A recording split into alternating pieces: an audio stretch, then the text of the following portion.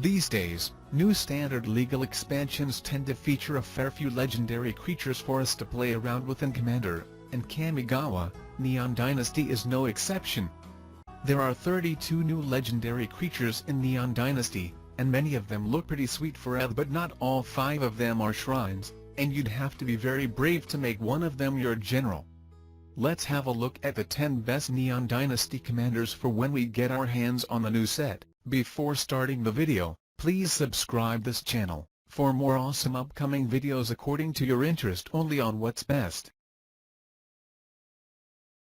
Let's start the video.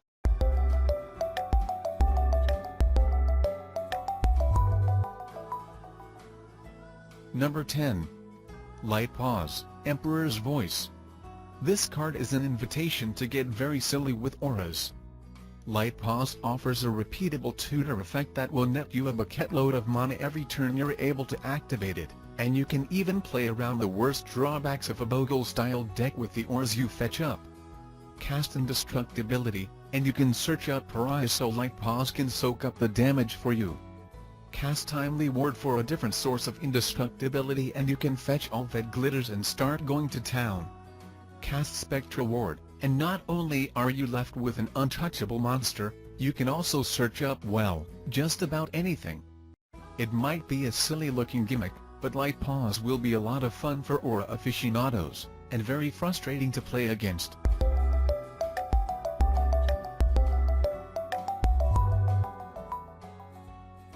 Number 9. Satsuki, the Living Lore.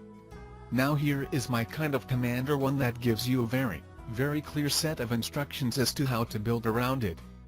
At the moment, there are 23 sagas you can include in a Satsuki deck, and some of them are terrific. Elspeth conquers death, Jugun defends the temple, although I would think twice about playing Fall of the Throne and Friendly EDH, and Triumph of Jared. Well, it isn't great. Satsuki will let you recycle these sagas over and over again, whether they're on the battlefield or not, and there are even other enchantments like Gift of Immortality to help you get the most from Satsuki's death trigger. It probably won't be powerful, but a Satsuki deck will definitely be sweet.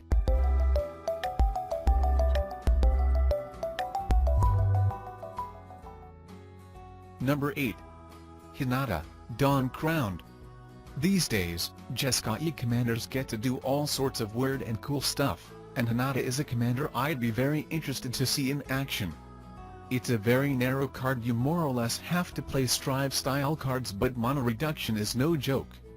Cards like Twin Flame and Harness by Force will lead to very silly turns, while Launch the Fleet Strive cost is just free with Hinata out. Offensive cards, however, become very interesting with Hinata. You will get significant discounts on things like Aurelia's Fury and Magma Opus, while Descent of the Dragons will end up costing you 2 mana for a board full of 4 out of 4s. And none of that is even touching upon the tax on opposing spells.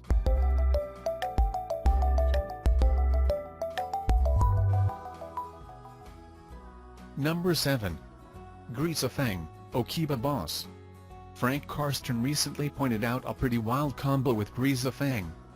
If you can get Perhelion 2 in the bin before turn 3, Greasefang brings it back and crews it, so you can attack and attack for 13, then leave 8 power of flyers behind. It doesn't stop there, either. Greasefang can reanimate and crew everything from Sky Sovereign to Weatherlight, and can even flip a Conqueror's Galleon straight away. Even bringing back cheap vehicles will still put you ahead. There are respectable options lower on the curve. Ethersphere Harvester can gain a fair bit of life, and Smuggler's Copter is so good it's been banned multiple times.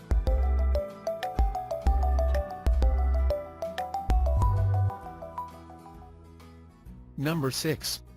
Tatsunari, Toad Rider. Frog Tribal has been pushed pretty hard in recent sets, with Grolnauk joining. The Gitrog monster and Yargle as legendary frogs you can use as a commander.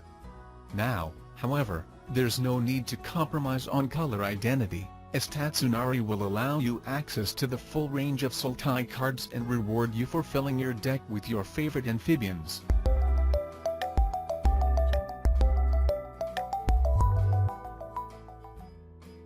Number 5. Jin-Gitaxias, Progress Tyrant. On the one hand, I'm really not looking forward to playing against this card and fighting through both its first and second abilities. On the other hand, I'm looking forward to forging coalitions and alliances against anyone who resolves this card in order to overcome the second ability. Anything that stops me from being a target is fine in my books. I don't know exactly what kind of deck you'll want to build with Jin-Gitaxias as a commander, but I'd have to imagine that copying time walk effects would have to be one of the top priorities. Good luck. This commander will be a kill-on-sight target for most players.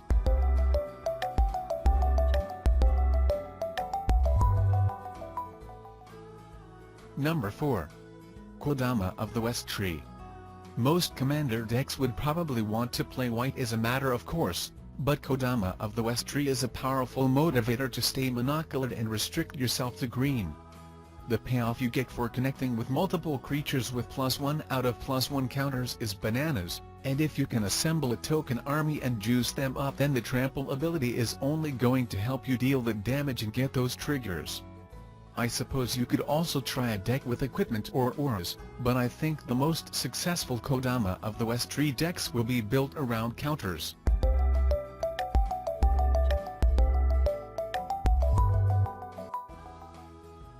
Number 3.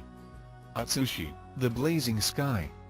There are going to be so many ways to exploit the treasure-generating death trigger of Atsushi that EDH decks with it as a general will be awash with infinite combos, intricate and otherwise.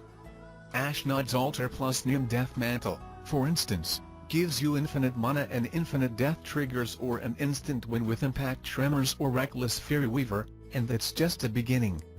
Support cards like Ruby Medallion, Zorn, Beardy, God of Storytelling or even Magda, Brazen Outlaw will only make going off with Atsushi even more ridiculous, and I'm interested to see just how silly people get with the new Dragon Spirit.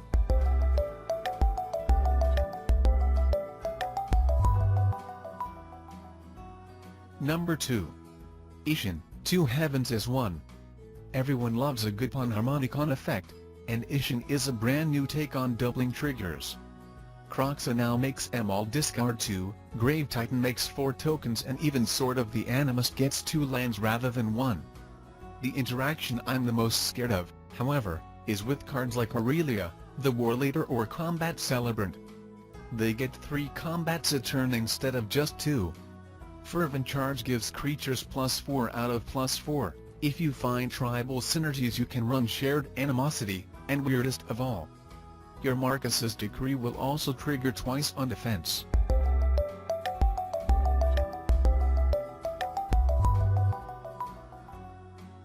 Number 1. Satoru Umezawa. The queen of EDH ninja decks Yuriko, the Tiger Shadow is going to be hard to topple, but Satoru Umezawa might just give her a run for her money. Satoru's absolutely bonkers ninjutsu ability turns your entire hand into a gamut of deadly ninjas, and already you can imagine what it's going to be like facing down all the changeling outcasts and slither blades. Will it be something normal, like Fallen Shinobi, or will it be, I don't know, Inkwell Leviathan? Archfiend of Despair? How about? Thanks for watching guys, we hope you like it. Please subscribe us because we daily share awesome informative videos. If you want us to make a video on what you are looking for, please let us know that by commenting below of this video.